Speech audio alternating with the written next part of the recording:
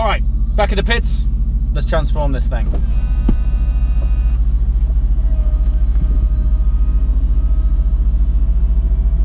Yes. The sun's out. And the sun's out. Perfect timing. All right.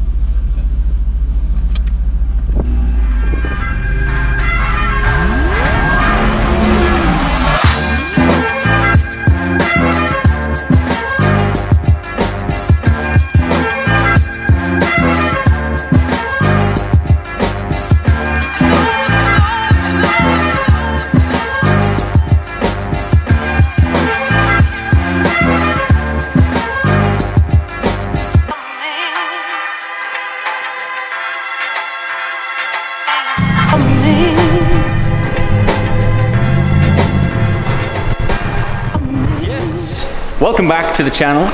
Today is a significant day, and not because I'm at Silverstone surrounded by supercars, but this is actually the first time that I have officially been involved with both Mercedes and AMG on one of their official projects and activations. I know that I featured plenty of Mercedes and AMGs on the channel over the weeks, over the months lately, but it's the first time that I've actually partnered with them directly, and today is a super significant occasion because AMG have taken over the entirety of Silverstone to celebrate 50 years of AMG.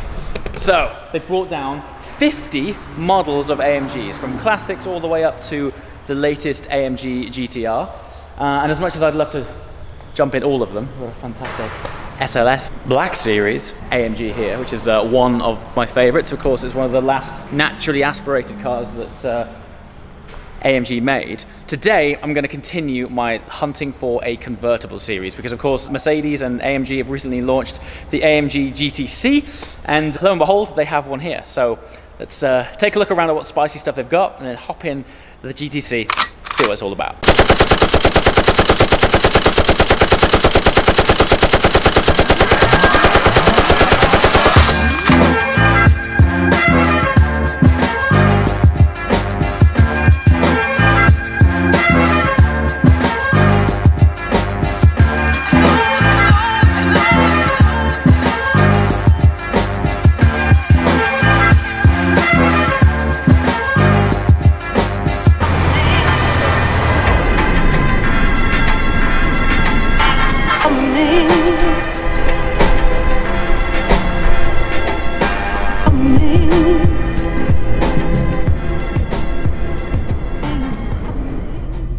Right, finally in the GTC. I'm with Elliot, who is the senior instructor for AMG. How did you wangle that title? I had a rather misspent childhood. Picked up some car control along the way. And awesome. Yeah, AKA Chief of Going Sideways. Yeah, me and Elliot first met in, well, it was around the Monza Grand Prix. Yes, it was. You brought a C63 down, yep. Was it? And we ended up setting up a drift battle between Valtteri Bottas and Felipe Massa. Yeah, we ruined a few sets of that's right. Good times. Yeah. And now, interestingly, this for me is actually the first official introduction of both AMG and Mercedes to my channel. Great. I've jumped in a few cars, but I've never worked with you guys directly. So this is super cool. Good. Super excited. I want to pick your brains. I was out in the GTR earlier. Yep. Is this similar or dissimilar? I was amazed with the GTC because you know better than anyone. If you chop the roof off a car, normally they wallow. You lose a lot of the rigidity. Yes. In this, you won't notice a difference in terms of the mid-corner balance. Okay. Which normally it kind of feels like the back's going to try and get away from you and that kind of stuff. The differences between this and the GTR, it's probably 9/10 of what both cars are capable of is where you'll feel the difference. So it's pretty similar then? Incredibly. Pretty similar. So do we have any difference in gearbox mapping or suspension stiffness? No, so the suspension, they're absolutely identical. Slightly less power in this, so we're down at 550. Only 550? Yeah, but we'll see how you get on with it. Yeah. And fantastic. We're still the same 4-litre V8 bi-turbo engine. So what I was thinking about doing was a lap in with the roof up, and then lap with roof down. I'm just going to let this guy go past as we warm up and talk. Yeah, because I reckon the speed that we hopefully get up to later, we're not going to hear much with the roof down. No. So let's chat about it with the roof up first and then get on it and see. First of all, they sound mega. This, I think, has more rawness to it than the GTR, which I didn't expect. This actually sounds better than the GTR. Yeah. Which is weird. Is it just because the roof hasn't got as much insulation? Yeah, I think so. I really think it has to be. Oh. It's lovely, isn't it? It's so well balanced. And you see there, it just holds the road. You're Lovely. getting that It's very flat. feeling that you get in some sort of convertibles. The pops and bangs on the overrun is beautiful, isn't it? Doesn't matter how long I work with AMG. You love it. It never gets old. Well, this is really cool because every other manufacturer that I've worked with on this series, which is shopping for a convertible, none of them have put us on track. Yeah. So this is awesome. This is really, really nice experience. And you haven't lost any of the driving ability that I remember. Cheers, man. The brakes are good, aren't they? Yeah. So, are you able to option this with ceramics, or does it come with ceramics? No, it comes with. Oh, that's amazing. Okay, very cool. I tell you, do you know what? The engineering on this, the way that the balance of this, considering that it's considered a front to mid engined, it's beautiful. The weight distribution's incredible. So much confidence in it. It doesn't feel like a big car at all, or a big heavy car. Yeah, it's beautiful. So this gearbox isn't a twin clutch, is it? It's one of those torque vectoring jobs? Yeah, absolutely. I mean, early versions of that weren't as quick as this. This is, if I didn't know, I would say this is a twin clutch box. And I'm very impressed with it. It doesn't feel like that long ago that you felt in an auto that you were kind of getting 3-second delays. Yeah, absolutely. And now it's just seamless. It's so seamless. And of course, the benefit of a gearbox like this is it can deal with so much more torque. Yep. That was one of the problems with a twin clutch box, is it doesn't cope, especially now you've gone turbocharged on these. Like, the torque in this is almost tangible. Yeah. It's all well and good having high amounts of horsepower, but if you can't get that power down to the wheels, exactly. it's as good as makes no difference, which is where these kind of gearboxes really come into their own.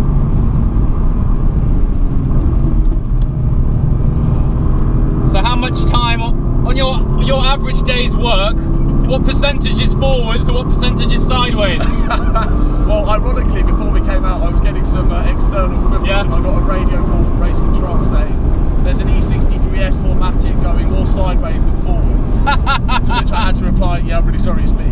Sorry about that. No, it's brilliant. I tell you what, I'm really...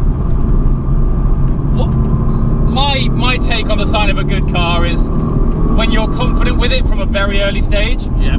Like, I'm not scared of this car at all. I mean, it's just super planted. I don't know if you kind of did much in the SLS, but if you compare the SLS Roadster to the GTC... Oh, but it's night and day, is it? It's not, and it's only because of how far the technology's come on. Yes.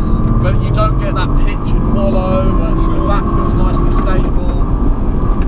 Yeah, it's incredible. He's going to be right on my apex. That's compromised your corner speed.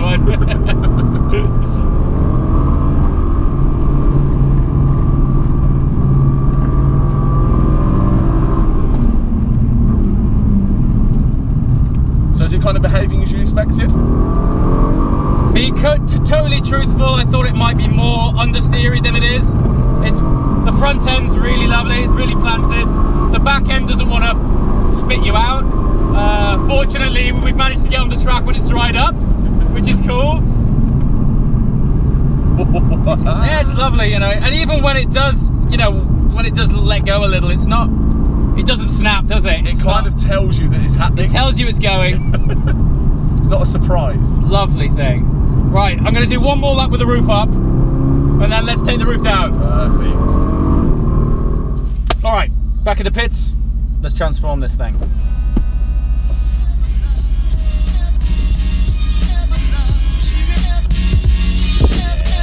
Sun's out. The sun's out. Perfect timing. Right.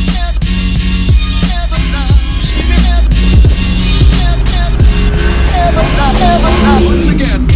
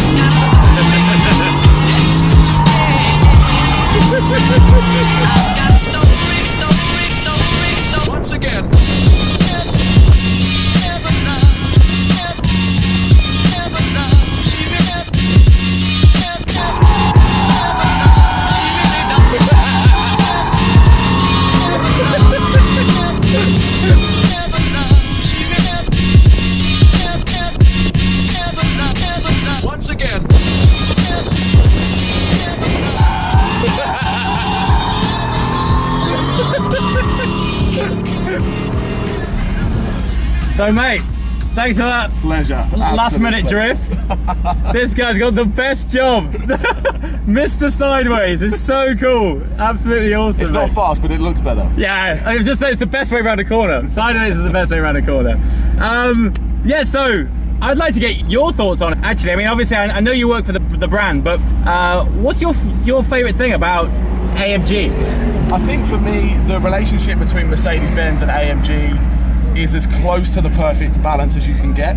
Yeah. Because as brands, they have very different philosophies. Mercedes all about luxury, safety, innovation. Yeah. And AMG, racing, performance. Sideways. So everything you've just done in this Yes. is the very limit of what it's capable of. Sure. But when Yeah. you sit in it and you look around, it's still comfortable. Super it's a nice plush. place to be. Yeah. So it's essentially a hybrid of the best of both worlds. Yeah. really. For me personally, absolutely. Yeah. I really felt that. I mean, we were hammering it around just then. You were putting it around fantastically. It's so, I love being in the seat when someone's showing you what it's capable of. Yeah. It's so good. So thanks for that, mate. I really No, appreciate pleasure, it. mate. Absolute Cheers, dude. pleasure. That thing's amazing. Excuse the offensive helmet hair. But yeah, I've been in and out of Skiddlies all day. What can I say? Twin turbo, 4-litre V8, pops and bangs on the overrun, fantastic. Enhanced even further, of course, by taking off the roof. Now, let's talk about that. When you take the roof off a car, there can be issues with structural rigidity. It's that thing, and if there was anywhere to demonstrate, you know, how well engineered that car is, it's on a track at those speeds. Pitching it into corners, it felt super flat. There was no play in the chassis. It was a wonderful experience. Gearbox. Now, if you watch this channel regularly, you'll know that I'm kind of a gearbox snob. I'd either prefer a manual or a dual clutch box. I'm super happy to say that these new torque vectoring gearboxes, which is more of a conventional auto, it's just, you know, we're really splitting hairs now between shift times and shift sort of crisp feel between these torque vectoring boxes and a twin clutch box. In that car, I was super impressed. And what you're essentially getting in the GTC Roadster is the GTR with the roof off. It doesn't have quite as much power. I've driven them both, and I don't know why you wouldn't go. I don't know why, particularly on the road, I don't know why you wouldn't seriously consider the Roadster. It's the full package. You lose a little bit of practicality having no space in the boot, but from a driving experience, super cool. What I really want to do next is spend more time with AMGs on the road. Track environment's one thing, it's fantastic to be able to open them up and give it 10/10ths. And as you can see with the E-diff on these AMGs, as Elliot demonstrated earlier, they go sideways just as well as they always have done. But if you want to drive it with a bit more precision, it just hunkers down, super flat, super planted. And really importantly for me is when you get in these cars, from a very early stage, you feel it's very confidence inspiring. And so even though the back end can step out like that, if you want to drive it chilled and calm and precise, it's equally as good as that. I think Elliot summed it up well earlier, that these cars really are this great match, this great balance between refinement and sportiness. Anyway, let me know what your thoughts are. If there's any AMG fans watching, any Mercedes fans watching, thoughts on GTC Roadster, AMG as a brand, love to hear from you. Like, subscribe, share, really appreciate you guys watching and your support. As always, thanks for watching, see you next time. Ciao.